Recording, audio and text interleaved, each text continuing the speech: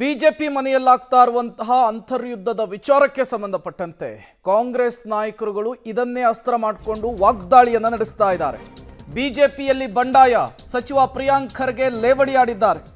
ವಿಜಯೇಂದ್ರ ಅವರಿಗೆ ತಾಕತ್ತಿದ್ರೆ ಮೊದಲು ಯತ್ನಾಳ್ ಅವರನ್ನ ಉಚ್ಚಾಟನೆ ಮಾಡಲಿ. ಬಿಜೆಪಿಯಲ್ಲಿ ಎರಡು ಬಣಗಳ ಮಧ್ಯೆ ದೊಡ್ಡ ಮಟ್ಟದ ಫೈಟ್ ನಡೀತಾ ಇದೆ. ಬಿಜೆಪಿ ಕಾರ್ಯಕರ್ತರೇ ಯತ್ನಾಳ್ ಅರೆಹುಚ್ಚ ಅಂತ ಹೇಳಿದ್ದಾರೆ.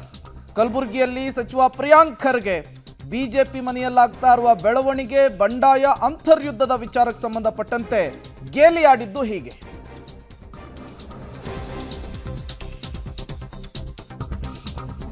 ಬಿಜೆಪಿಯಲ್ಲಿ ಬಂಡಾಯ, ಸಚಿವ ಪ್ರಿಯಾಂಕ್ ಖರ್ಗೆ ಅವರು ಲೇವಡಿ ಆಡಿದ್ದಾರೆ.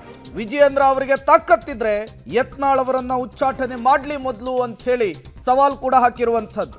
ಬಿಜೆಪಿಯಲ್ಲಿಯೇ ಎರಡು ಬಣಗಳ ನಡುವೆ ದೊಡ್ಡ ಮಟ್ಟದ ಫೈಟ್ ಇದೆ.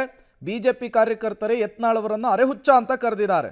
ಆದರೂ ಕೂಡ ಯತ್ನಾಳ್ ಅವರನ್ನ ಬಿಜೆಪಿಯಲ್ಲಿ ಇಟ್ಕೊಂಡಿದ್ದು ಯಾಕೆ ಅಂತ ಕೂಡ ಗ್ರಾಮೀಣಾಭಿವೃದ್ಧಿ ಸಚಿವ ಪ್ರಿಯಾಂಕ್ ಖರ್ಗೆ ಅವರು ಪ್ರಶ್ನೆ ಮಾಡಿರುವಂಥದ್ದು.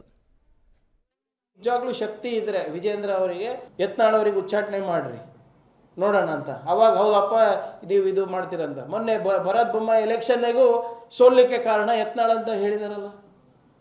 ಇವೆಲ್ಲ ಏನು ನಾನು ಉದಾಹರಣೆಗಳು ಕೊಟ್ಟಿದ್ದೀನಿ, ಇದು ಒಂದೂ ಸಿದ್ದರಾಮಯ್ಯ ಅವ್ರು ಹೇಳಿದ್ದಲ್ಲ, DK ಶಿವಕುಮಾರ್ ಅವರು ಹೇಳಿದ್ದಲ್ಲ, ನಾನು ಹೇಳಿದ್ದಲ್ಲ.